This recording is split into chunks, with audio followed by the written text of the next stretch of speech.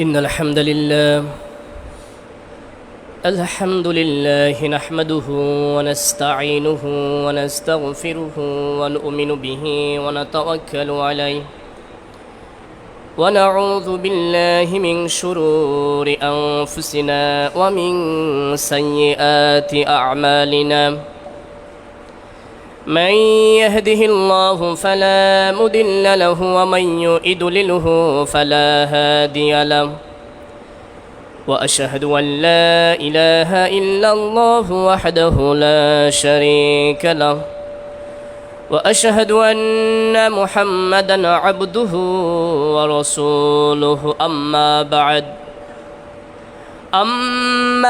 بعد فإن خير الحديث كتاب الله وخير الهدي وهدي محمد صلى الله عليه وسلم وشر الأمور محدثاتها وكل محدثات بدعة وكل بدعة ضلالة وكل ضلالة في النار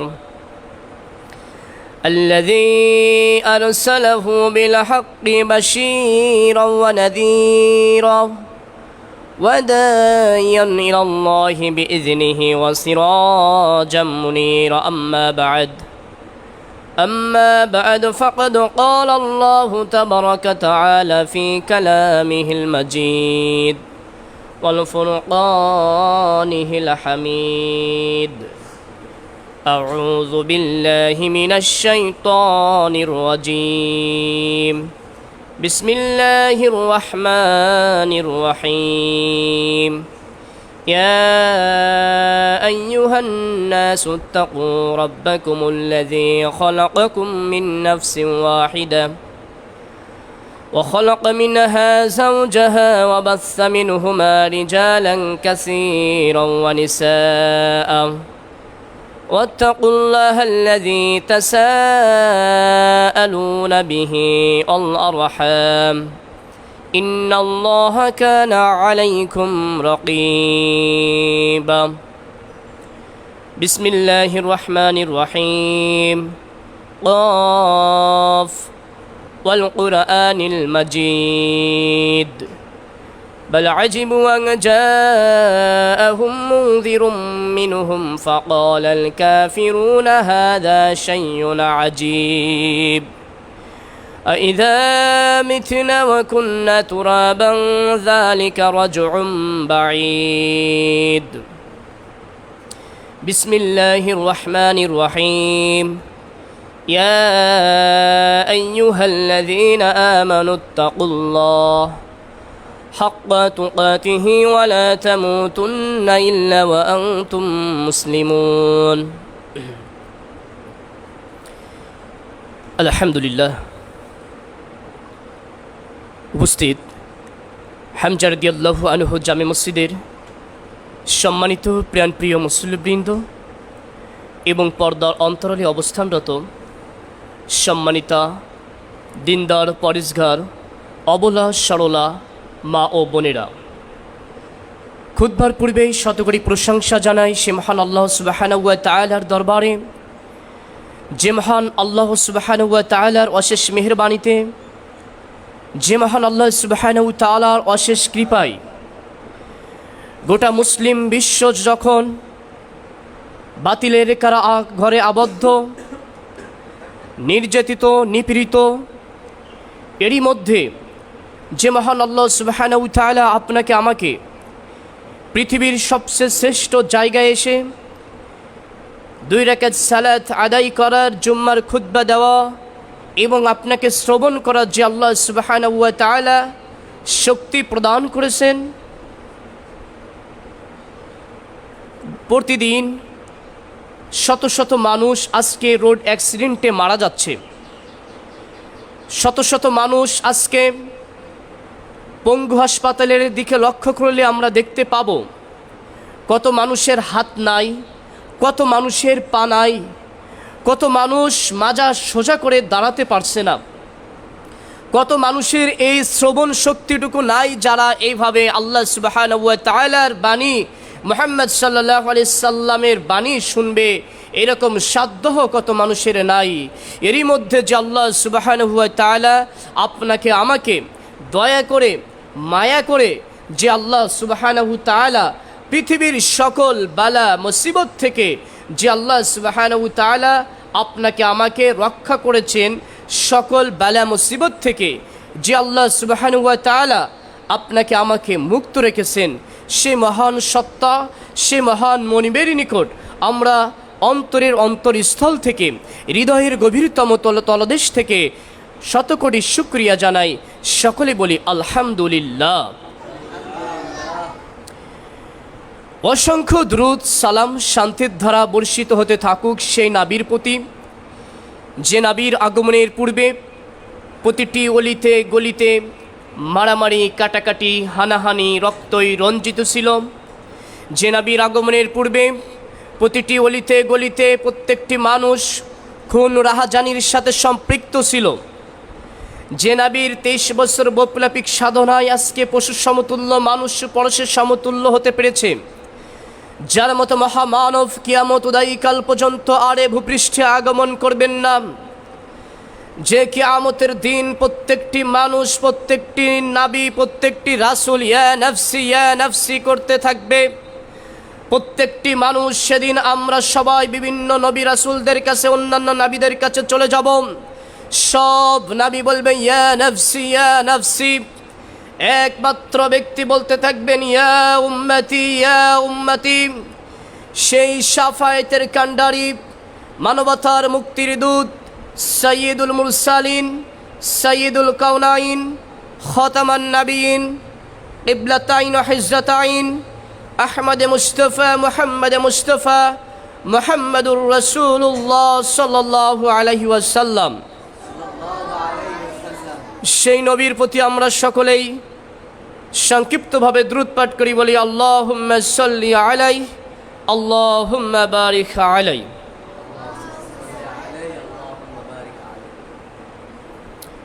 প্রিয় উপস্থিতি, আজকের এই জুম্মার খুতবার সংক্ষিপ্ত আলোচনার বিষয় নির্ধারণ করেছি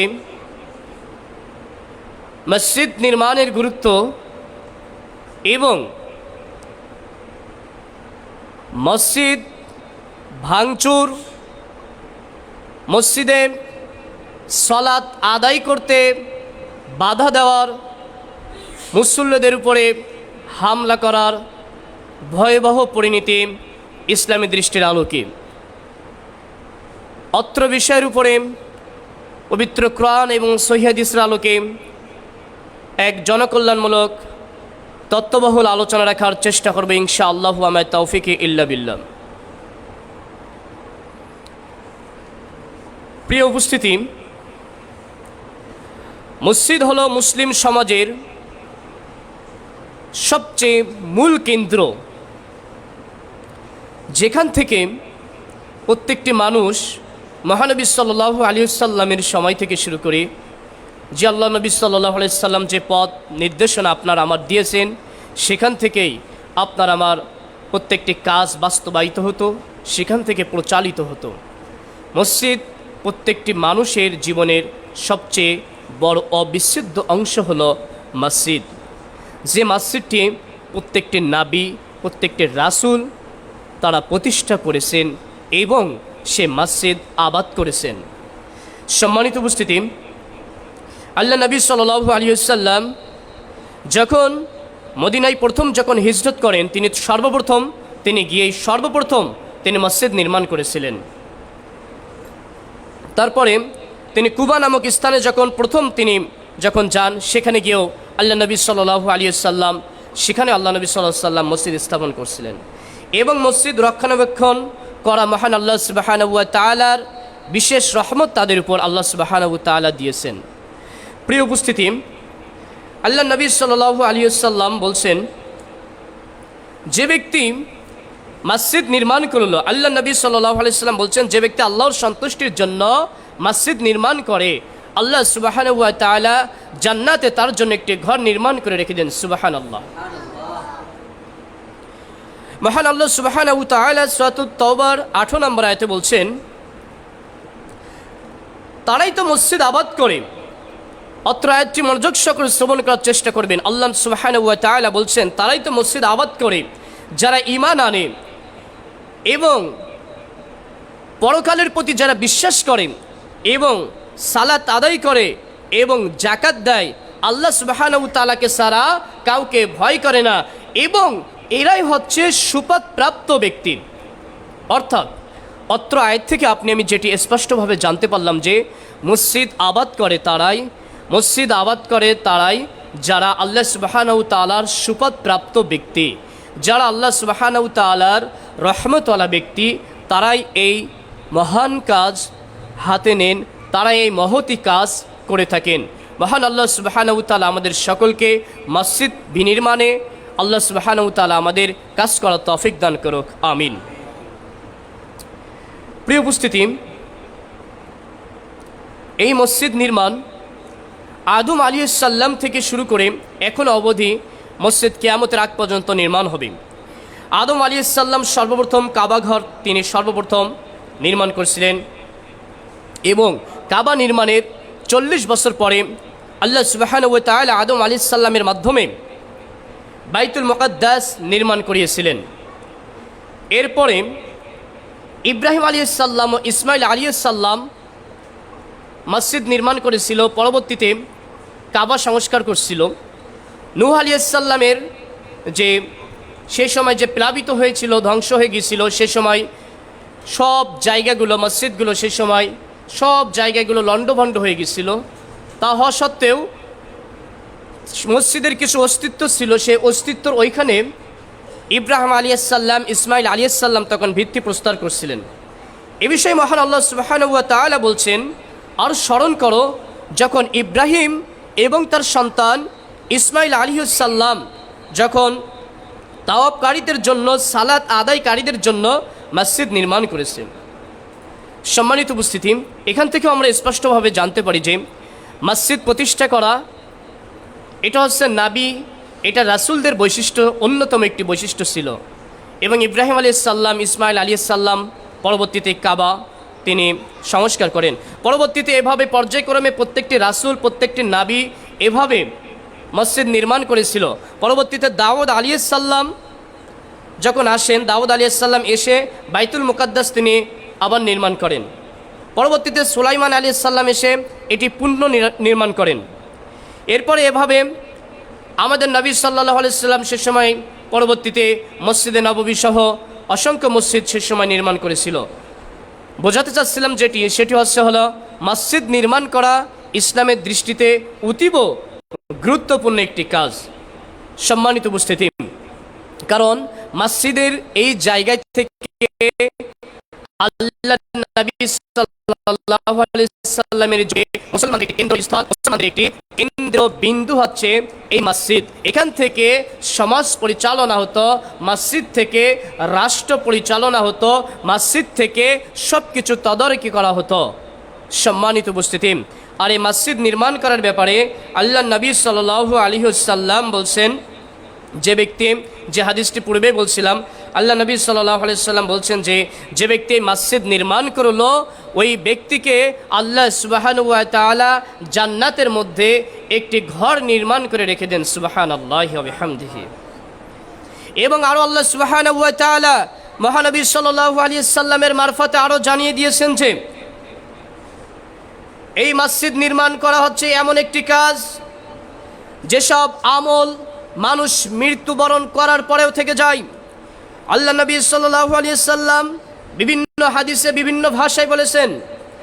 তিরমিজির মধ্যে একটি হাদিস আছে, আল্লাহ নবী সাল্লাল্লাহু আলাইহি ওয়াসাল্লাম এখানে 7 শ্রেণীর ব্যক্তির কথা বলছেন যারা মসজিদ নির্মাণ করে। তার মধ্যে 1 নম্বরে আল্লাহ নবী সাল্লাল্লাহু আলাইহি ওয়াসাল্লাম বলছেন, মানুষ যখন মৃত্যুবরণ করেছে, মৃত্যুবরণ করার পরেও মানুষের কিছু নেক আমল দুনিয়াতে থেকে যায়।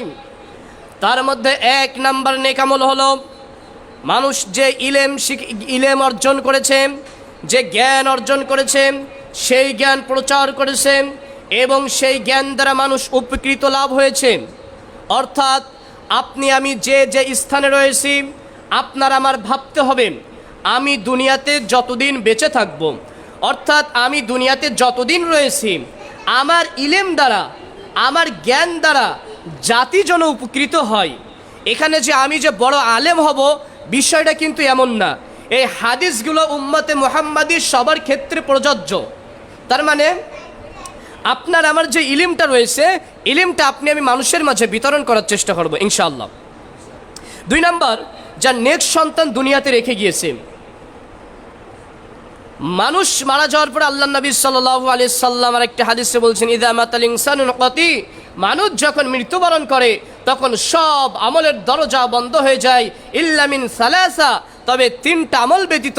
তার মধ্যে একটা বিষয় হচ্ছে নেককার সন্তান যারা দুনিয়াতে রেখে গেছে। সুবহানাল্লাহ। আল্লাহ সুবহানাহু ওয়া তাআলা আমাদের সে নেককার সন্তান হওয়ার তৌফিক দান করুক, আমিন।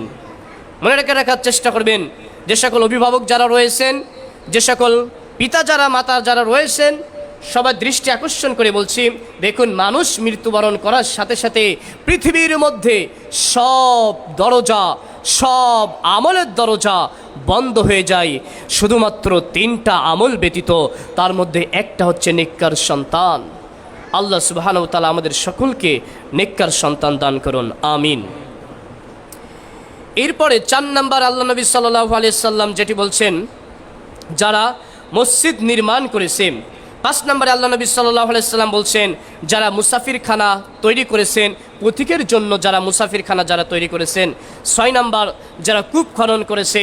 এখন তো আমাদের কূপ থাকে না, যারা হলো যে নলকূপ, যে টিউবওয়েলগুলো, যেগুলো আমরা যদি মানুষের কল্যাণের জন্য যদি রেখে দেই। তারপরে 7 নাম্বার, যে সকল আপনি আমি সুস্থ অবস্থায়, জীবিত অবস্থায় যে দান করেছি, যেটার দ্বারা আপনি আমি মারা যাওয়ার পরে মানুষ উপকৃত লাভ হচ্ছে। এই 7 ব্যক্তিকে আল্লাহ সুবহানাহু ওয়া তাআলা বলছেন মৃত্যুর পরেও এরা হচ্ছে নেকি পাবে। এই কথাটি, এই হাদিসটা টানার মূল যে সারমর্মটুকু ছিল সেটা হচ্ছে, যারা মসজিদ নির্মাণ করবে তারা হচ্ছে মারা যাওয়ার পরেও তাদের আমল নামায় সওয়াব লেখা হবে। সুবহানাল্লাহ। সম্মানিত উপস্থিতি, এবং এই মসজিদ নির্মাণ করার ব্যাপারে আল্লাহ নবী সাল্লাল্লাহু আলাইহি সাল্লাম, মহান আল্লাহ সুবহানাহু ওয়া তাআলা আপনার আমার বিভিন্ন ফজিলাতের বাণী আল্লাহ সুবহানাহু ওয়া তাআলা আপনার আমার মাঝে দিয়েছেন। এবং এই যারা মসজিদে যারা বাধা দিবে, মসজিদ যারা ধ্বংস করবে, মসজিদের প্রতি যারা হামলা করবে, মসজিদ যারা নষ্ট করার ব্যাপারে পায়তারা চালাবেন, এদের ব্যাপারে মহান আল্লাহ সুবহানাহু ওয়া তাআলা সূরাতুল বাকারার 114 নম্বর আয়াতে আল্লাহ সুবহানাহু ওয়া তাআলা বলছেন, তার চেয়ে আর কে জালেম হতে পারে। মনে রাখার চেষ্টা করবেন, মহান আল্লাহ সুবহানাহু ওয়া তাআলা সূরাতুল বাকারার 114 নম্বর আয়াতে আল্লাহ সুবহানাহু ওয়া তাআলা বলছেন, তার চেয়ে আর সবচেয়ে বড় জালেম আর কে হতে পারে, যারা আল্লাহর ঘরে সালাত আদায় করার জায়গায় যারা বাধা দেয়, যারা আল্লাহ সুবহানাহু ওয়া তাআলার ইবাদতের জায়গায় যারা হামলা করে, যারা আল্লাহ সুবহানাহু ওয়া তাআলার ইবাদত করতে বাধা দেয়, যারা মসজিদ ভেঙে দেয়, এদের চেয়ে দুনিয়াতে আর কে জালেম হতে পারে। আল্লাহ সুবহানাহু ওয়া তাআলা সূরাতুল বাকারার 114 নম্বরে আল্লাহ সুবহানাহু ওয়া তাআলা বলছেন, তাহলে বুঝতে পারলেন পৃথিবীর সবচেয়ে বড় জালিম হচ্ছে যারা আল্লাহ সুবহানাহু ওয়া তাআলার ইবাদত করতে যাওয়ার সময় যারা বাধা দেয়, যারা আল্লাহ সুবহানাহু ওয়া তাআলার ইবাদতের ঘরে অর্থাৎ মসজিদে যারা বাধা দিচ্ছে, মসজিদ যারা হামলা করছে, পৃথিবীর বুকে আসমানের নিচে জমিনের উপরে এদের চেয়ে বড় জালিম আর কেউ নাই। সম্মানিত উপস্থিতি, জালিমের কথা কিন্তু আমরা সবাই জানি। পৃথিবীর বুকে কোনো জালিমকে আল্লাহ সুবহানাহু ওয়া তাআলা কখনো ছাড় দেননি, এবং কিয়ামত পর্যন্ত আল্লাহ সুবহানাহু ওয়া তাআলা কোনো জালিমকে ছাড় দেন না। আল্লাহ সুবহানাহু ওয়া তাআলা জালিমকে অবকাশ দেন, কিন্তু আল্লাহ সুবহানাহু ওয়া তাআলা জালিমকে কখনো ছাড় দেন না। সম্মানিত উপস্থিতি, আর আজকে বর্তমান সময়ে আজকে একটা মসজিদ ভাঙার, আজকে এমনভাবে আজকে আমাদের ভাইদের মাঝে আজকে এমনভাবে আজকে তাদের ট্র্যাডিশন না, শুধু মানে তাদের অভ্যাসে পরিণত এমনভাবে হয়েছে যে যারা বিশুদ্ধভাবে সালাত আদায় করতেছে তাদের মসজিদের উপরে গিয়ে হামলা, তাদের সাথে অমানবিক আচরণ, তাদের মসজিদ দখল করার একটা দারুণভাবে তারা পায়তারা চালাচ্ছে। অথচ তারা কখনো ভেবে দেখে নাই পৃথিবীর সবচেয়ে বড় জালিম হলো তারা। আজকে যেভাবে আহলে হাদিসদেরকে, সালাফিদেরকে কি যেভাবে রুখে দেওয়ার জন্য আজকে আমাদের মাঝে যেভাবে পায়তারা চালাচ্ছেন, আজকে এই যে সমাজ, পুরো সমাজ আজকে একেবারে অন্ধকার শূন্য জাহিলিয়াত যুগে যেভাবে ছিল, এই সমাজ জাহিলিয়াতের জাহিলের যুগে যেমন ছিল এখনও তেমন আছে, কোনো পরিবর্তন সেভাবে দেখা যায় না, কিছু পরিবর্তন রয়েছে। আর এই ঘুণে ধরা অন্ধকার জাহিলি সমাজকে সালাফিরা, আহলে হাদিস ভাইরাই আজকে এই সমাজ থেকে কুসংস্কার মুক্ত আদর্শ সমাজ গড়ার চেষ্টা চালাচ্ছে। আর চেষ্টা চালানোর কারণে আজকে আমাদের সমাজের সেই সকল কাঠমাল্লা হুজুরেরা, সেই সকল বিদআতীরা, সেই সকল অসভ্য বেহেসিনী মানুষরা আজকে তাদের বিদআতকে প্রতিষ্ঠা করার জন্য, শিরিককে তাদের দখলে রাখার জন্য আজকে আপনার আমার প্রতি তারা হিংসা বিদ্বেষ করে কিভাবে দুনিয়া থেকে আপনাকে আমাকে মুছে নেওয়া যায় সেই পায়তারা চালাচ্ছে। সম্মানিত উপস্থিতি,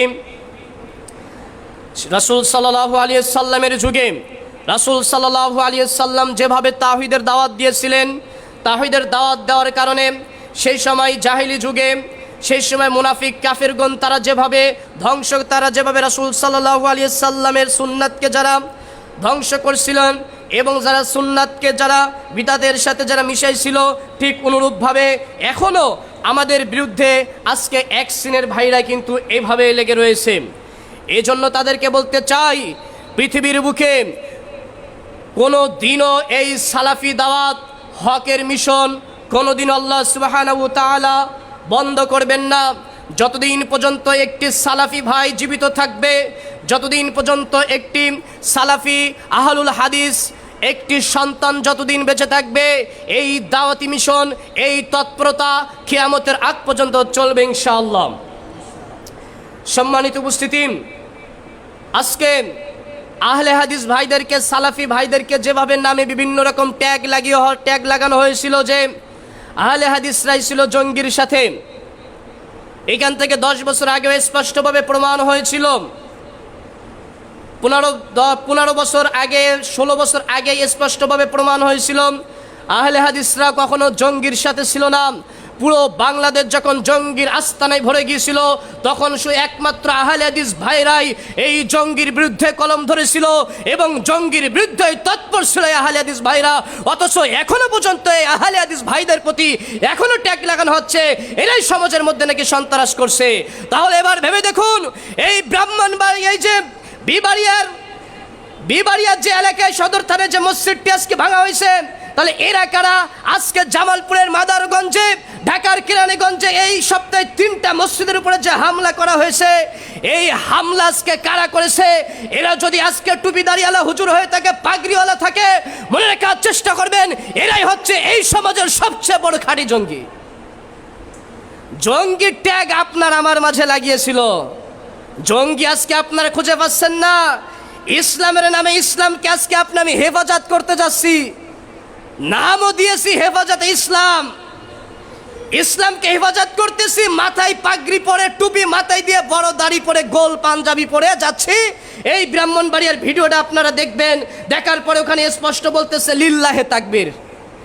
মসজিদ ভাঙতেছে আর তারা বলতেছে লিল্লাহে তাকবীর। বুকের মধ্যে একটা বাড়ি দিচ্ছে, আর বুকের মধ্যে তখন হৃদয়ে রক্তক্ষরণ হচ্ছিল। দুনিয়ার বুকে এরা সবচেয়ে কত বড় জালেম, দুনিয়ার বুকে সবচেয়ে কত বড় অসভ্য ব্যক্তি, এরা যদি আজকে না হতো, তাহলে এমন নির্মম কাজটা কি তারা করতে পারত? আর আজকে আপনার আজকে জঙ্গি ইতিপূর্বে খুঁজে পান নাই, এখন থেকে একটা চিহ্নিত করুন জঙ্গির আসল জঙ্গি হচ্ছে এরাই। কারণ যারা পৃথিবী আল্লাহর ঘর যারা ভাঙতে পারে, এদের চেয়ে বড় জঙ্গি আর কে হতে পারে? এদের চেয়ে বড় সন্ত্রাসী কারা হতে পারে? এরাই হচ্ছে সমাজের সবচেয়ে বড় ধর্মীয় সন্ত্রাসী। সম্মানিত উপস্থিতি, এজন্য আজকে আহলে হাদিসদের দাওয়াত, সালাফিদের দাওয়াত যারা আজকে রুখে দেওয়ার জন্য পায়তারা চালাচ্ছেন, তারা মনে করে রাখবেন কিয়ামতের আগ পর্যন্ত, যতদিন পর্যন্ত একটি সালাফি সন্তান বেঁচে থাকবে, ততদিন পর্যন্ত এই দাওয়াতের মিশনকে কোশ্চেন কালেও কেউ ঠেকায় রাখতে পারবে না ইনশাআল্লাহ। সম্মানিত উপস্থিতি, আল্লাহ নবী সাল্লাল্লাহু আলাইহি সাল্লাম বলছেন, সহিহ মুসলিমের 5059 নম্বর হাদিসের মধ্যে আছে, আন সাওবান রাদিয়াল্লাহু আনহু قال قال رسول الله صلى الله عليه وسلم لا تزال طائفة من أمتي ظاهرين على الحق لا يضرهم من خذلهم حتى يأتي أمر الله وهم كذلك। আমার উম্মতের মধ্যে চিরদিন একটি দল হকের উপরে বিজয়ী থাকবে, কোন বাতিল পন্থীরা কোশ্চেন কালেও তাদের ক্ষতি করতে পারবে না। এমত অবস্থায় কিয়ামত চলে আসবে, তারা ওইভাবে হকের উপরে অবিচল থাকবে। সম্মানিত উপস্থিতি, ইমাম শাফি রাহিমাহুল্লাহ বলছেন, ওই সেই নাজি ফেরকা, ওই সেই মুক্তিপ্রাপ্ত দল হচ্ছে আহলুল হাদিস। আল্লাহ নবী সাল্লাল্লাহু আলাইহি সাল্লাম আরো বলছেন, বনী ইসরাইলের যুগে তারা যেভাবে 72 দলে বিভক্ত হয়েছিল, আমার উম্মতরা 73 দলে বিভক্ত হবে। যার 72 দল হবে বাতিল ফেরকা এবং একটি দল হবে নাজি ফেরকা। 72 দল উভয় হবে জাহান্নামী, আর একটি দল হবে সেই মুক্তিপ্রাপ্ত নাজি ফেরকা দল।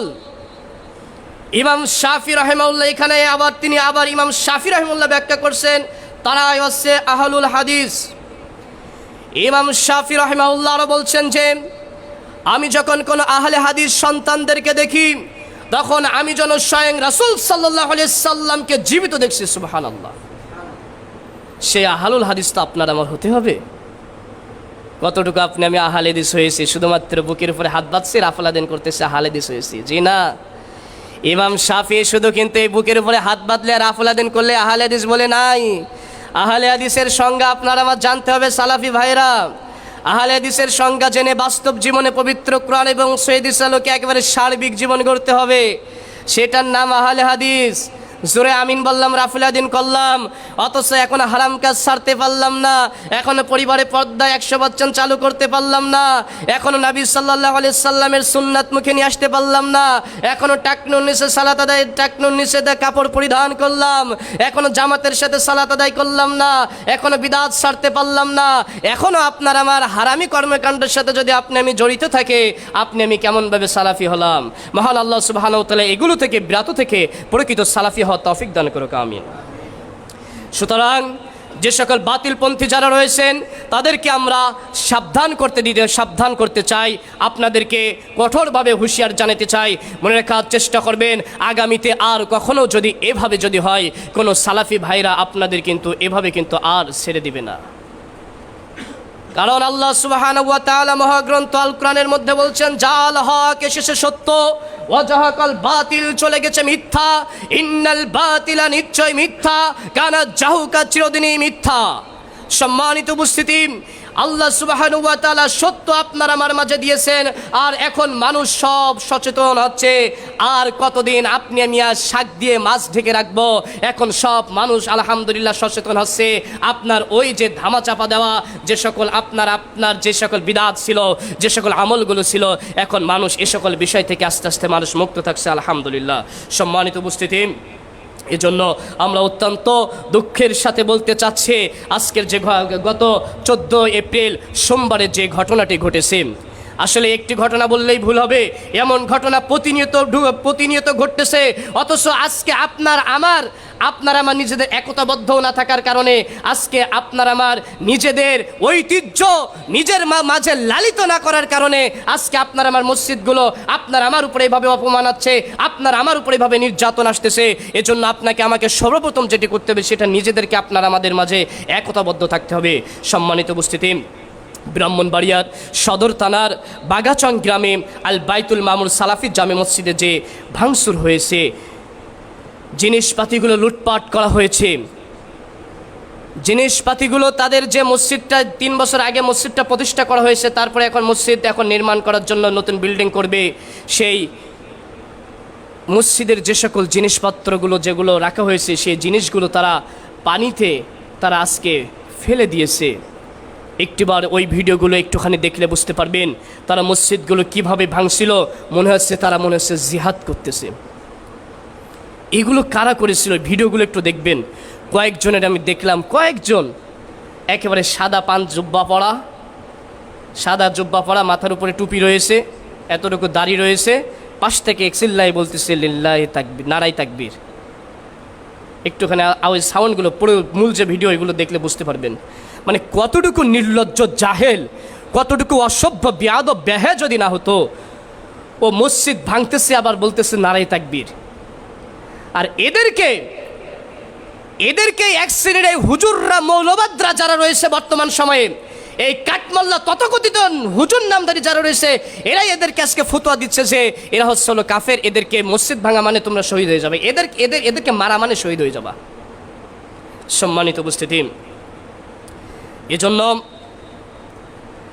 আজকে গোটা বিশ্ববাসী অত্যন্ত কষ্টের সাথে বলতে হচ্ছে, আজকে গোটা বিশ্ব মুসলিমবাসী আজকে যেখানে বাইতুল মুকাদ্দাস, যেখানে আজকে ফিলিস্তিনের মসজিদ হেফাজত করার জন্য ইসরায়েলের বিরুদ্ধে অ্যাকশন নিচ্ছে, আর এইদিকে বাংলাদেশের মধ্যে ব্রাহ্মণবাড়িয়া সহ বাংলাদেশের 64-65টা জেলার শত শত উপজেলায় শত শত এলাকায় আজকে এরা মসজিদ ভাঙার জন্য ওইভাবে যেভাবে বাইতুল মুকাদ্দাসে ফিলিস্তিনি যেভাবে ইসরায়েলরা যেভাবে ধ্বংস করছে, ইসরায়েলরা যেভাবে পায়তারা চালাচ্ছে, এই বাংলার জমিনের মধ্যে এই যারা মসজিদ ভাঙতেছে চিহ্নিত করে রাখুন, মনে রাখুন, এরাই হচ্ছে বাংলাদেশের ইসরায়েল।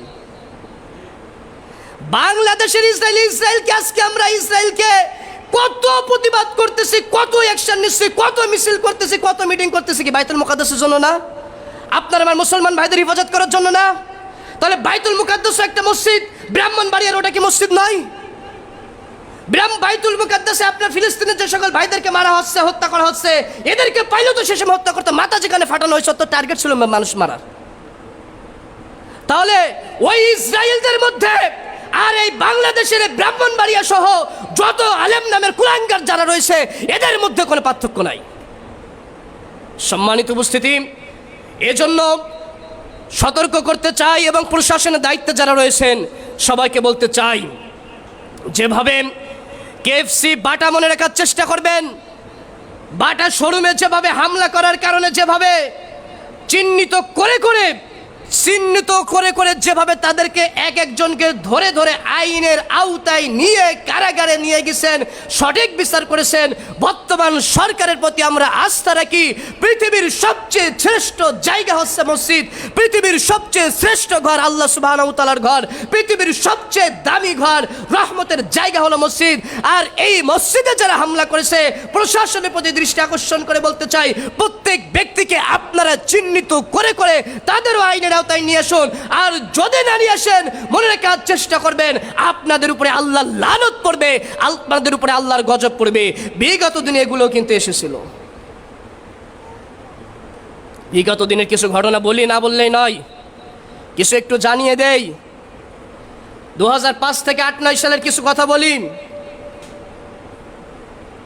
আহলে হাদিসদেরকে সেভাবে যখন ধামা চাপা দেওয়া হয়েছিল, যেভাবে আহলে হাদিসদের নামে প্রত্যেকটা জেলায় আহলে হাদিসদেরকে ধরে ধরে জঙ্গি বানানো হয়েছিল, আহলে হাদিসদেরকে ধরে ধরে যেভাবে আহলে হাদিসদের প্রতিষ্ঠান বন্ধ করা হয়েছিল,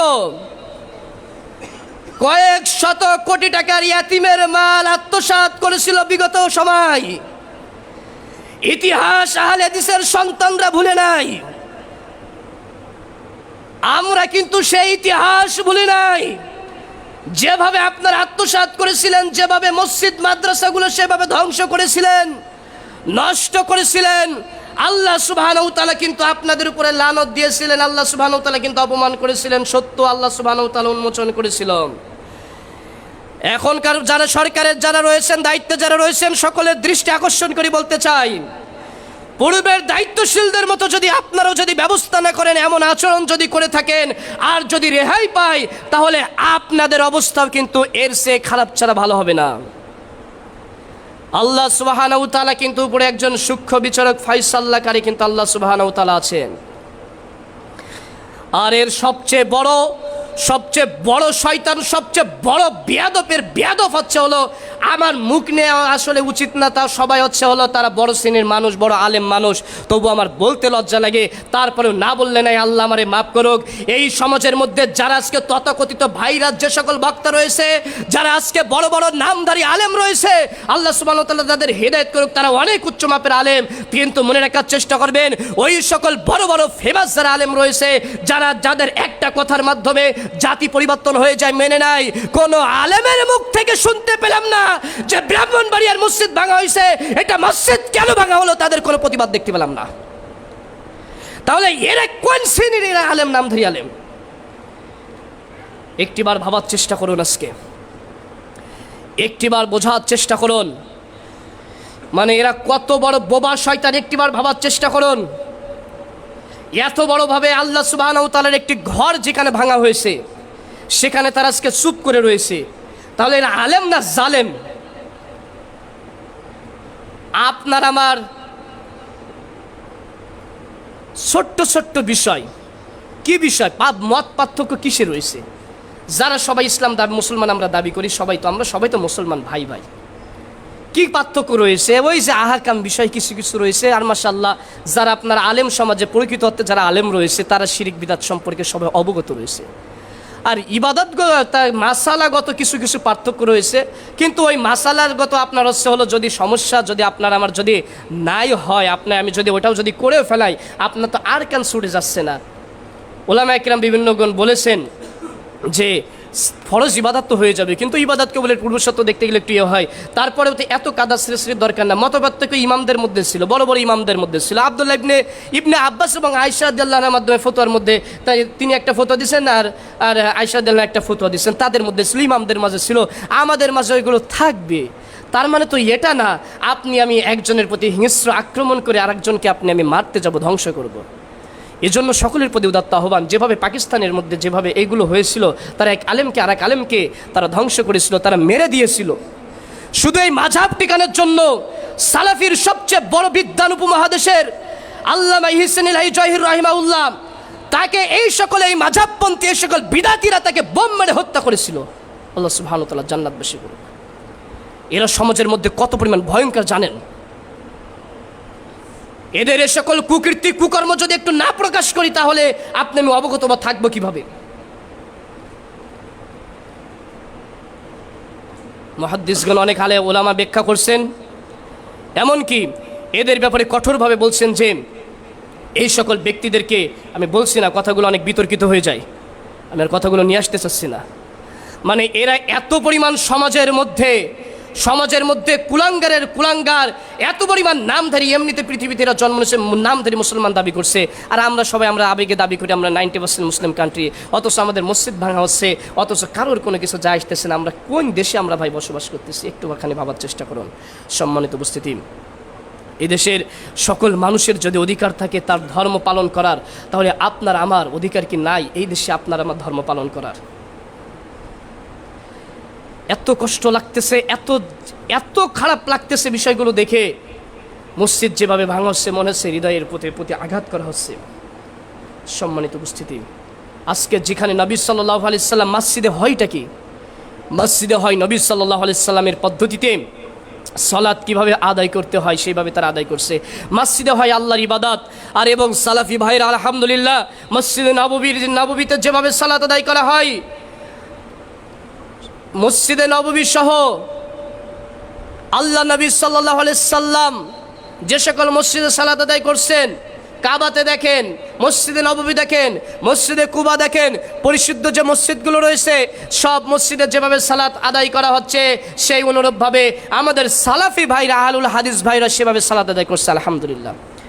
বরং আপনারা এদেরকে সাধুবাদ জানাবেন, বরং আপনারা সালাফি ভাইদেরকে সহযোগিতা করবেন যে ওইভাবে সালাত তোমরা আদায় করো, যেভাবে ইসলাম যে দেশ থেকে এসেছে সে দেশেও যেভাবে ইসলাম রয়েছে তোমরা তো এইভাবে সালাত আদায় করছো, বরং সাধুবাদ জানাবে।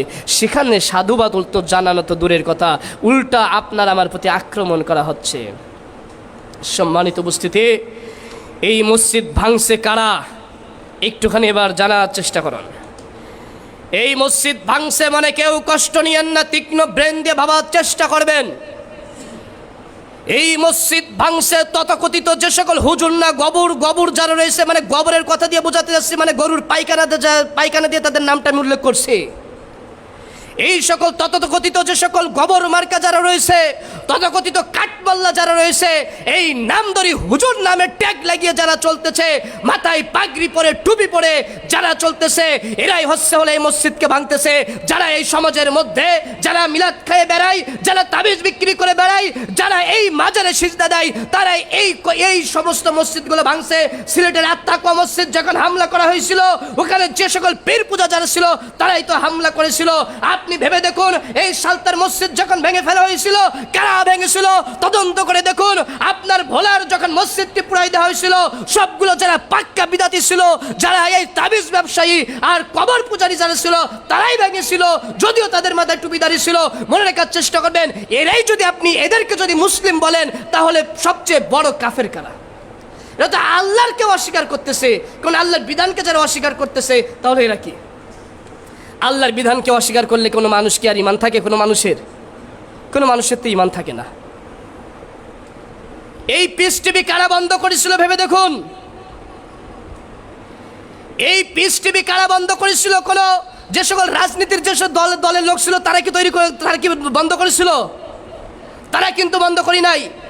বাংলাদেশের মধ্যে যে সকল সালাফি ভাইরা রয়েছেন, সবচেয়ে বেশি যার দাওয়াতে প্রভাবিত হয়েছেন, অনেকের দাওয়াতে, তার মধ্যে নাম নিয়ে আসলে অনলাইনে যারা রয়েছে, নাম একেবারে প্রথম সারির 5 জনের মধ্যে নাম আসবে কার? মতিউর রহমান মাদানী হাফিজাহুল্লাহ। সেই মতিউর রহমান মাদানী হাফিজুল্লাহ কিন্তু বাংলাদেশে এখনো পর্যন্ত কোনো এই সকল বিদাতিপন্থী কাঠমোল্লার এখনো পর্যন্ত বাংলাদেশে ঢুকতে দেয় নাই, এখনো বাংলাদেশে আসতে পারি নাই। ডাক্তার জাকির নায়েক এখনো বাংলাদেশে আসতে পারি নাই। সম্মানিত উপস্থিতি, এদেশে সবাই আসতে পারতেছে, নাম বলতেছি না আমি, আর নাম বললে বিভিন্নভাবে বিতর্কিত হতে হচ্ছে। বাংলাদেশে আসে নাই কারা? একেবারে সবচেয়ে যে বেহেসিনীর যে সকল বিভিন্ন দেশের যারা রয়েছে তারাও কিন্তু বাংলাদেশে আসছে। অথচ বিশ্বের মধ্যে একেবারে ইসলামী স্কলারের মধ্যে 1 নম্বরে বলতে পারেন, বিশেষ করে উপমহাদেশের মধ্যে ডাক্তার জাকির নায়েক, অস্বীকার করতে পারবেন না কেউ। তার মধ্যে একটা ব্যক্তি আপনারা বাংলাদেশে আসতে পারছেন না। বাংলা ভাষাভাষীদের মধ্যে সবচেয়ে যার দাওয়াতে প্রভাবিত হয়েছেন মতিউর রহমান মাদানী, বাংলাদেশে আসতে পারছেন না। কাদের কারণে আসতে পারছেন না? প্রিয় উপস্থিতি, এরাই হচ্ছে আমাদের বাংলার জমিনের সবচেয়ে বড় হচ্ছে ইসরায়েল। মনে রাখার চেষ্টা করবেন, এই বিদাতি আসলে ভাই বলা এদের আসলে ভুল। এরাই হচ্ছে বাংলার জমিনের সবচেয়ে ইসরায়েল। তাই যদি না হতো, আরে ভাই আপনাকে মসজিদ ভাঙতেছে, আপনারও তো সেখানে মারছে, তাহলে মুসলমান হয় কীভাবে সে? কথাগুলো অনেক একটু কড়া লাগতেছে, কিন্তু একটুখানি ব্রেন দিয়ে একটু ভাবার চেষ্টা করবেন। আজকে এবার জানবো আসলে কেন তারা মসজিদ ভাঙছে। কথার তো কিছু নাই, ওই মসজিদ ভাঙতেছে একটাই কারণ, তাদের যে সকল প্রচলিত যে ধর্ম টিকানোর জন্য, তাদের ওই যে ব্যবসা টিকানোর জন্য, ওই যে সকল আপনার পীর রয়েছে, যে সকল কবর রয়েছে, যে সকল প্রচলিতভাবে যেভাবে তাবিজ বিক্রি করে আসতেছে, যেভাবে তারা 40 করে খাচ্ছে, যেভাবে তাদের মাযহাবকে টিকানো রাখার জন্য, অন্য কোনো উদ্দেশ্য না। তারাও আজকে জানতেছে যে তারা সঠিক করতেছে কি তারা ভুল করতেছে, তারাও কিন্তু আজকে জানতেছে। সম্মানিত উপস্থিতি, এই জন্য এদের জন্য আল্লাহ সুবহানাহু ওয়া তাআলা আমরা দোয়া করি, আল্লাহ হিদায়াত দান করুক। আর তাই যদি না হয়, আল্লাহ সুবহানাহু ওয়া তাআলা এদেরকে ধ্বংস করে দিক, আমিন। সম্মানিত উপস্থিতি, কারণ আজকে বোঝার চেষ্টা করুন, এই যে ঘটনাগুলো ঘটছে, যাদের সাথে ঘটেছে শুধু তারাই জানে। কথাগুলো মুখ দিয়ে কেন এমনভাবে তৈরি বাইর হচ্ছে, যারা এর ভুক্তভোগী তারাই জানেন। যারা এর ভুক্তভোগী শুধু তারাই জানবেন। এই আঘাত সবার এই অন্তরে গিয়ে লাগবে না, এই আঘাত সবার অন্তরে গিয়ে লাগবে না। 2023 সালে 12ই মে এই মসজিদের ঘটনা কি আপনারা জানেন না? এখানে তো সবাই ছিলেন উপস্থিত। এখানে কয়েকজন পুলিশ দাঁড়িয়ে ছিল, তারা পুলিশদেরও মানছিল না। উপরে আল্লাহ না থাকলে আর আপনারা যদি উপস্থিতি যদি না হতেন, কি যে হতো আল্লাহ সুবহানাহু ওয়া তাআলা ভালো জানেন। তাহলে আপনি একটুখানি ভেবে দেখুন, তাদের কত পরিমাণ তাদের মধ্যে কি রয়েছে, অন্তরে একেবারে কিভাবে কালো একেবারে আচ্ছন্ন হয়ে গেছে, একটুখানি ভাবার চেষ্টা করুন। সম্মানিত উপস্থিতি, আর আজকে তারা ফতোয়া দিচ্ছে যে সালাফিদের মসজিদ ভাঙতে পারলে তোমরা শহীদ হয়ে যাবে। এই যে আমাদের যারা কনফারেন্স যারা বন্ধ করেছিল তাদের সম্পর্কে আমরা জানতে পারি, তারপরে সেখানে গিয়েছিলাম। যাওয়ার পরে তারা কি বলছিল জানেন? তার মধ্যে একটা কথা বলছিল যে আমাদেরকে এটা শেখানো আছে যে আমরা এটা জানি, আপনারা হলো ফেরকা, আপনারা হলেন কি ফেরকা? বাতিল ফেরকা আপনারা। আমি নাম উল্লেখ করতেছি না, আমি নাম বলতেছি না, আমাদের সব ভাই ভাই, কিন্তু তাদের হিদায়াত কামনা করছে। তারা বলছে আপনারা হলে কি? বাতিল ফেরকা। আপনারা আদেরকে দুনিয়া থেকে আমরা যদি মিটাতে পারি তাহলে আমরা শহীদ হব। আস্তাগফিরুল্লাহ। তাহলে কিভাবে আপনার আমার উপরে তার আক্রমণের জন্য চেয়ে রয়েছে, একবার ভাবছেন? তাহলে এখনো যদি আমি সতর্ক না হই, এখনো যদি সাবধান না হই, এদের থেকে এখনো যদি এদের বিরুদ্ধে যদি অ্যাকশন না নেই, তাহলে এরা আপনার আমার পাইলে কি করবে? সম্মানিত উপস্থিতি, এজন্য এরপরে সবার উদ্দেশ্যে বলতে চাই, বিশেষ করে যারা দায়িত্বে রয়েছেন, যারা যে সেক্টরে দায়িত্ব রয়েছেন, তাদের সকলের উদ্দেশ্যে বলতে চাই, কারণ বাংলাদেশের সংবিধান অনুযায়ী প্রত্যেকটি মানুষ তার বাক স্বাধীনতা রয়েছে, প্রত্যেকটি মানুষ তার নিজ নিজ ধর্ম পালন করতে পারবে। আজকে আপনি আমি বিশুদ্ধভাবে আজকে ধর্ম পালন করতেছে, আর আজকে আপনার আমার আজকে বাধা দেওয়ার কোন ইখতিয়ার সে আজকে পাচ্ছে, কোন অধিকারের কারণে আজকে সে বাধা দিচ্ছে?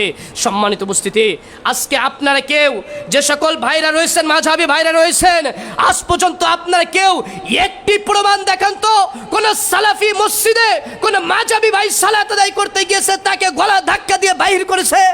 আজকে একটা প্রমাণ দেখান পুরো বাংলাদেশের মধ্যে একটি সালাফি মসজিদে কোন ভাই গিয়েছে তাকে মারা হয়েছে, বাহির করে দেওয়া হয়েছে? কোন সালাফি ভাই কোন হানাফি ভাইদের মসজিদ ভেঙেছে? একটি প্রমাণ কি আপনারা দেখাতে পারবেন? আপনারা কেন গোটা পৃথিবীর মানুষকে দেখাতে পারবেন এমন নজির কোথাও কোথাও পাওয়া যায় নাই। অসংখ্য শত শত হাজার হাজার তালিকা করলে পাওয়া যাচ্ছে হাজার হাজার মসজিদকে এই সকল কাঠমোল্লারা ভেঙেছে, মসজিদগুলোকে দখল করে রেখে দিয়েছে। সম্মানিত উপস্থিতি, আজকে এদেশের বুকে যদি আজকে মুসলমান দাবিদার যদি কাদিয়ানীরা যদি তাদের মসজিদ তৈরি করে ইবাদত করতে পারে, এই যে পান্নু ভাইদের বাসার ওখানে সেদিন গিয়েছিলাম রসুলপুর শিবরামপুরে, শিয়াদের বাড়ির ভাইদের বাড়ির পাশে একটা মসজিদ, শিয়াদের মসজিদ, কত সুন্দর বড় মসজিদ, একটি এত বড় মসজিদ তৈরি করে তারা যদি সেখানে ইবাদত করতে পারে, শিয়ারা যদি সেখানে যদি ইবাদত করতে পারে, তাহলে আজকে আপনি আমি বিশুদ্ধ তরিকায় মসজিদ তৈরি করে কেন ইবাদত করতে পারবো না? এই যে আপনি গোয়ালন্দ রাজবাড়ি এই সাইডে যান, কাদেরিয়া যে একটা বড় একটি মসজিদ রয়েছে রাস্তার ডান সাইডে, ওই যে একটি মসজিদ রয়েছে কত বড় মসজিদ, তারা যদি ইবাদত করতে পারে, তাদের ওটা যদি আপনারা যদি কেউ যদি ভাঙতে না যায়, আজকে সালাফি মসজিদ আমরা কোন লজ্জায় ভাঙতে আসতেছি?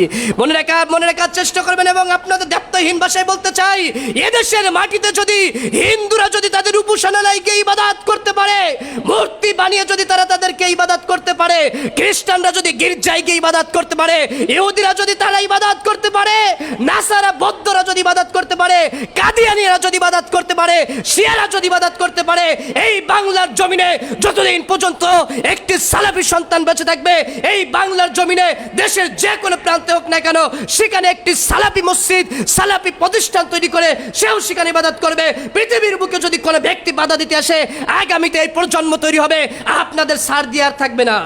কারণ এখন তৈরি হচ্ছে, আর কতদিন আপনি এভাবে ঘুমিয়ে থাকবেন? আপনার কিসাস করলে আপনার মারার কি ক্ষমতা নাই? আপনার একটা হাত কাটছে, আপনি একটা হাত কাটবেন না? ইসলামে কি বিধান নাই? তাহলে আপনাকে আমাকে এভাবে বাধা দিলে আপনি আমি মনে রাখার চেষ্টা করবেন, যারা এমন রয়েছেন সোজা আঙ্গুলে ঘি না উঠলে আঙ্গুল কিন্তু বাঁকানোর ক্ষমতা আমরা রাখি। এদেশে আমরা কিন্তু উড়ে এসে জুড়ে বসে নাই।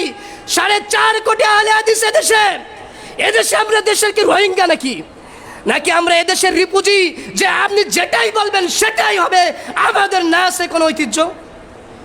বিষয়টা কি এমন? পূর্ব থেকে ভেবে দেখুন, এদেশে কারা শাসন করছিল? এদেশে কি কোনো অংশে সালাফিদের কি কোনো ভূমিকা ছিল না? তাহলে আজকে আপনার আমার নিজের মধ্যে আপনি কেন হীনমান্যতায় ভুগতেছেন? কে বাধা দিবে? যেখানে বাধা দিবে সেখানে আপনি প্রতিবাদ করবেন। এত কাপুরুষ বিড়ালে বাচ্চা কেন আপনারা? কোন ভাগে কোন বাপের বেটা রয়েছে সামনে আসুক, আর আপনারা দেখে নেবেন ইনশাআল্লাহ। কারণ এভাবে যত আপনারাই লাই দিচ্ছেন, যত আপনারা তাদেরকে সমর্থন করতেছেন, তারা সেভাবে পেয়ে বসতেছে।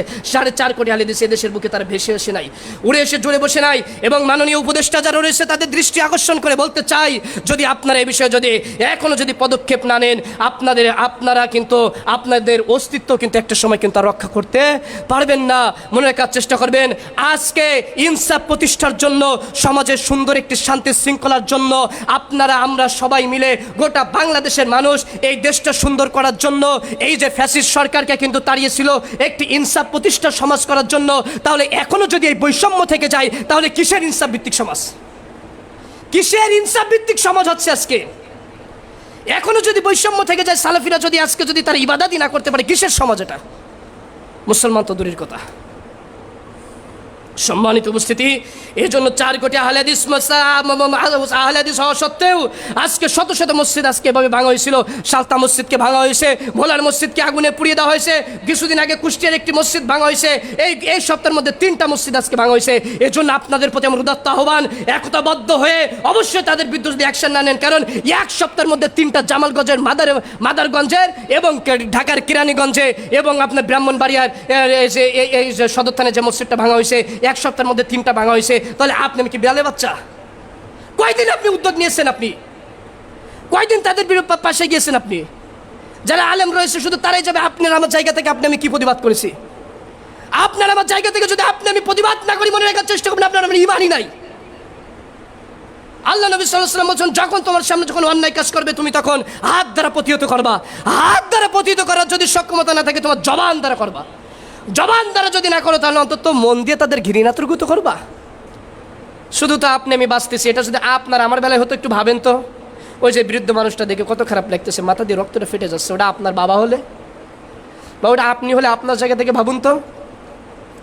সম্মানিত উপস্থিতি, এজন্য আজকে যারা মসজিদ ভাঙতে আসছেন, যারা আজকে আল্লাহ সুবহানাহু ওয়া তাআলার ঘর এভাবে ধ্বংস করতে আসছেন, তাদের দৃষ্টি আকর্ষণ করে আজকে বলতে চাই, আজকে একটিবার ভেবে দেখুন, এই যে সকল ভাঙতেছে টুপিওয়ালা, দাড়িওয়ালা, মোল্লা, পাগড়িওয়ালা যারা রয়েছে, এই বাংলাদেশের মধ্যে 27টি বেশ্যালয় পতিতালয় লাইসেন্স দেওয়া রয়েছে।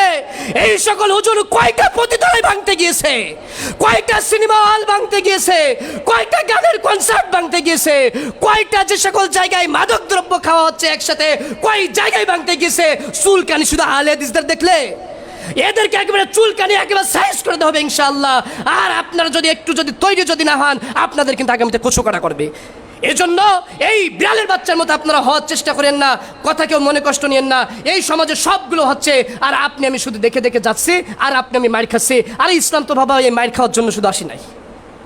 সম্মানিত উপস্থিতি, এজন্য আমি আবার উদাত্ত আহ্বান জানাচ্ছি শুধু সরকারের প্রতি, কেএফসি বাটার শোরুমে যদি হামলা হওয়ার কারণে তাদের চিহ্নিত করা হয়, সালাফিদেরকে যারা এভাবে যারা এদের সাথে খারাপ আচরণ করবে এদেরকে চিহ্নিত করে এদের আইনের আওতায় নিয়ে এসে যত উপযুক্ত শাস্তির ব্যবস্থা করতে হবে ইনশাআল্লাহ। সম্মানিত উপস্থিতি, এবং এরা কত পরিমাণ শয়তান এবং এরা বোবা শয়তান। এই যারা রয়েছে এরা হচ্ছে দেশের বাইরে যখন যাচ্ছে তখন কিন্তু অনেকে দেখবেন, আরে অনেকে আছে এই যে এই ওরা মানহাজ গোপন করে।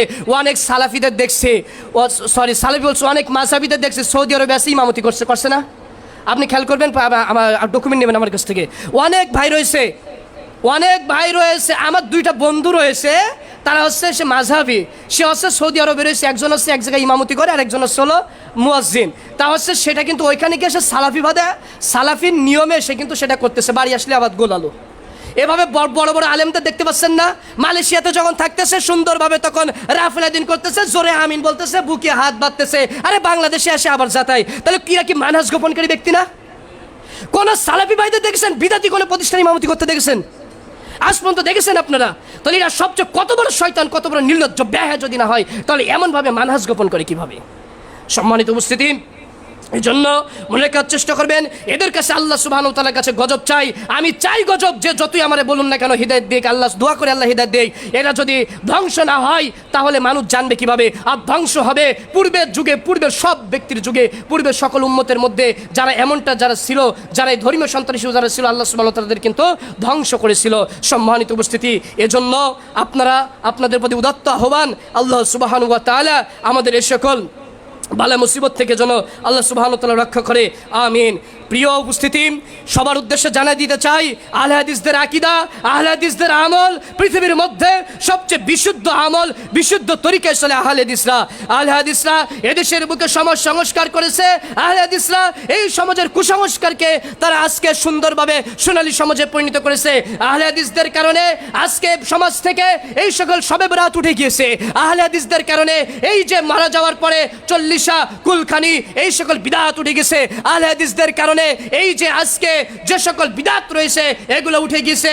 53-54 বছর পরে ইসলামিক ফাউন্ডেশনের যে বড় একটি বিদআত আহলে হাদিসদের দাওয়াতের কারণে কিন্তু উঠে গিয়েছে। কি ওই যে আপনার যে সূর্যাস্তের সাথে সাথে ইফতার তারা 3 মিনিট সংশোধনমূলক করতো, এটা কি আহলে হাদিসদের দাবি, আহলে হাদিসদের আমলের কারণে না? আমরা তো আহলে হাদিস বিশুদ্ধই মানি। সম্মানিত উপস্থিতি, এজন্য আহলে হাদিসদের যে সকল ছাত্র যারা রয়েছে সবার প্রতি উদাত্ত আহ্বান, যুবক ভাইদের প্রতি আমার উদাত্ত আহ্বান, আপনাকে আমাকে মনের মধ্যে সেই জিহাদি জজবা তৈরি করতে হবে এবং সেইভাবে আপনাকে আমাকে তৈরি হতে হবে। কারণ আপনি আমি এবং আমাদের সন্তানেরা যদি আগামীতে পৃথিবী বাংলাদেশের সবকটা সেক্টরে যদি তারা যদি থাকতে পারে, এই সমাজে আপনার আমার কেউ সাহস পাবে না। একটা আপনার আমার সন্তান যদি ডিসি হয়, আপনার আমার সন্তান যদি ম্যাজিস্ট্রেট হয়, তার একটা ফোনের কারণে ওই এলাকা কিন্তু এমনি আবার লন্ডভন্ড হয়ে যেতে পারে। এজন্য আমরাও সেই লক্ষ্য নিয়ে ছাত্র তৈরি করতেছি। আপনার আমার সন্তানরা যখন এই যে 28টা 26টা বিসিএস ক্যাডারের যে এই সকল সেক্টরে যদি তারা যখন যেতে পারবে, তখন ওই ক্যাডারে ওই সেক্টরে তখন কিন্তু এই সকল অবৈধ, এই সকল সুদ ঘুষ, এই সকল মিথ্যা যত প্রকার অনিয়ম রয়েছে সেই অনিয়ম কিন্তু থাকবে না। এজন্য যে সকল যুবক ভাই ছাত্র রয়েছে, একটা কথা বলেই আমি আলোচনা শেষ করতেছি, সেটা হচ্ছে মাথার মধ্যে মনের মধ্যে এই নিয়ম রাখতে হবে। মনে যদি না করা হয় তাহলে কচু কাটা করা আমাদের কিন্তু হবে। এজন্য তোমাদের তৈরি হতে হবে এই কাঠমাল্লা খয়রাতি হুজুরদের মতো না। কারণ মনে রাখবা ওসমানীয় শাসন আমলে সবার প্রতি মনে রাখবেন, সন্তানদের তৈরি করার চেষ্টা করুন। ওসমানীয় শাসন আমল কয় বছর ছিল? 1-2 বছর? 800 বছর ছিল। কতশো বছর? 800 বছর। ওসমানের শাসন আমলে সুলতান সুলাইমানের আমলে একটা ইমাম নিয়োগ দিলে 7টা যোগ্যতা অর্জন করা লাগতো। কয়টি? 7টা যোগ্যতা অর্জন করা লাগতো। তার মধ্যে 1 নম্বর যে যোগ্যতা অর্জন, 4টা ভাষায় তার জ্ঞান অর্জন করা লাগতো। সেই সময় আরবি ভাষা, ল্যাটিন ভাষা, সে সময় আরবি, ল্যাটিন এবং ফার্সি সহ 4টা ভাষায় তখন তার হচ্ছে যোগ্যতা অর্জন করা লাগতো। 2 নম্বর তখন যাকে যা অর্জন করা লাগতো, 2 নম্বর তুলনামূলক ধর্মতত্ত্ব জানা লাগতো। সে ইসলাম ধর্ম যেভাবে জানবে সেইভাবে অন্যান্য ধর্ম, তুলনামূলক ধর্মের তত্ত্বের প্রতি জ্ঞান থাকা লাগবে। 3 নম্বর যেটা তার শরিয়া সম্পর্কে, ফিকহ সম্পর্কে জ্ঞান থাকা লাগবে।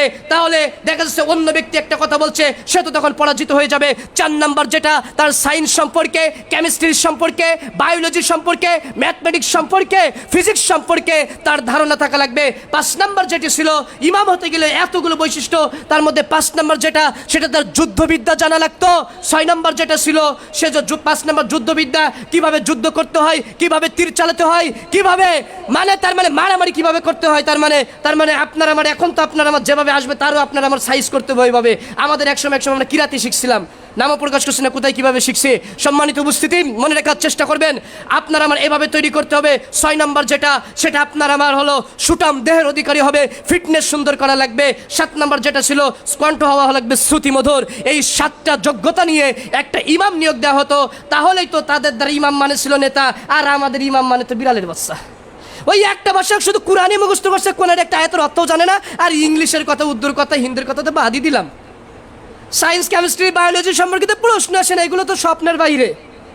আর যুদ্ধবিদ্যা সে তো পেটটা নিয়ে সামনে নিয়ে হাঁটতেই পারে না, স্যার সুটাম দেহর অধিকারী আর কিভাবে হয়? এই জন্য তোমাদের এই যে 7টা আমি যে বিষয়গুলো বললাম, ছাত্রদেরকে এইটা নিয়েই আমি চাচ্ছি আমাদের সন্তানেরা যেন এইভাবে যেন তৈরি হতে পারে। এবং ডাক্তার জাকির নায়েক যেমন একা যেমন বিশ্বকে আজকে নেত্রী যেভাবে কাঁপাচ্ছে, আমাদের সন্তানগুলো এখান থেকে ইনশাল্লাহ জাকির নায়েকের মতো বিদ্বান হয়ে বাইর হবে ইনশাল্লাহ। এবং সেই দাবি নিয়ে, সেই লক্ষ্য নিয়ে কাজ করে যাচ্ছি। আপনারা দোয়া করবেন। আমি অনেক ছোট মানুষ, তারপরে আমার মনে অনেক বড় স্বপ্ন, আমি সেইভাবে আগাচ্ছি। আমার মনে অনেক বড় ইচ্ছা, আপনারা যেভাবে পিস টিভিকে আগে দেখছেন, পিস স্কুলটা যেভাবে দেখছিলেন, সেই সন্তানগুলো যেভাবে সুন্দরভাবে ইংরেজিতে যেভাবে দেখেন, প্রশ্নের উত্তরগুলো যেভাবে দেয়। এই যে গত বছর একটা টার্গেট নিয়েছিলাম সন্তানদেরকে তাদের খুতবায় উপযুক্তি করার বক্তব্য, আলহামদুলিল্লাহ সেটা আজকে সার্থক করতে পারছি। এখন সামনে একটা আমার টার্গেট রয়েছে, এইভাবে বিভিন্ন ভাষায়, ইংরেজি ভাষায়, উর্দু ভাষায় এভাবে তাদেরকে টপিকগুলো লিখে দিয়ে সুন্দরভাবে প্রশ্ন উত্তর যেভাবে দিয়েছে জাকির নায়েক, যেভাবে তার স্কুলের ছাত্রদেরকে যেভাবে নিয়েছিল একাডেমিক পড়ার পাশাপাশি এগুলো ইনশাল্লাহ তৈরি করে তাদেরকে এমনভাবে যোগ্য করতে চাচ্ছি, তারা হলো বক্তৃতার জগতে, কলমের জগতে, মিডিয়ার জগতে তারা যেন এমনভাবে দখল করতে পারে, পৃথিবীর কোনো বাতিল শক্তি তাদের সামনে যেন আসতে না পারে। হে আল্লাহ, এই দাবি দাওয়া নিয়ে আগাচ্ছি। আল্লাহ তুমি আমাদের সকলকে কবুল করে নাও, আমিন। এবং আপনাদের প্রতি উদাত্ত আহ্বান, সকলে আমাদের জন্য দোয়া করবেন, আমাদের প্রতিষ্ঠানের জন্য দোয়া করবেন। কোনো মানুষ চায় না, একটা ছাত্র তৈরি করতে চাই। এই ছাত্রই দ্বারাই এই খয়রাতি পেশা না। আমি সবসময় একটা কথা সবার বলি, মাদ্রাসায় একটা স্টুডেন্ট মানুষ ভর্তি করে 3টা উদ্দেশ্য নিয়ে। কি উদ্দেশ্য নিয়ে? একটা উদ্দেশ্য তার থাকবে ইমামতি করবে, 2 নম্বর উদ্দেশ্য মাদ্রাসায় শিক্ষকতা করবে, 3 নম্বর উদ্দেশ্য বক্তব্যের ব্যবসা করবে। এই জন্য আপনার সবার আমি বলতে চাই, অনেক অভিভাবক আছেন, এই 3টা পেশা মাথা থেকে ঝেড়ে ফেলুন। মনে রাখবেন, আপনার সন্তান হবে ডাক্তার, আপনার সন্তান হবে ইঞ্জিনিয়ার, আপনার সন্তান হবে ম্যাজিস্ট্রেট। এটা মনে রাখবেন। প্রথমে কোরআন শিক্ষা অর্জন করবে, হাদিস শিক্ষা অর্জন করবে, ইসলামের বেসিক অর্জন করবে। যার যেটা ইচ্ছা সে সেদিকে চলে যাবে। প্রথম বেসিক জ্ঞানগুলো নিয়ে এইভাবে যখন যাবে, সমাজের এই সকল সেক্টরে যখন যাবে, তখন ওই সমাজে কিন্তু এই সকল মসজিদ ভাঙার কেউ সাহস পাবে না। আরে যদি ভাঙে, এসপি যদি থানার এসপি ওসি যদি আমার আহলে হাদিস ভাই হয়, তখন সাহস পাবে কিভাবে? আল্লাহ সুবহানাহু ওয়া তাআলা কবুল করে নিক, আমিন। ওয়া আখিরু দাওয়ানা আলহামদুলিল্লাহি রাব্বিল আলামিন।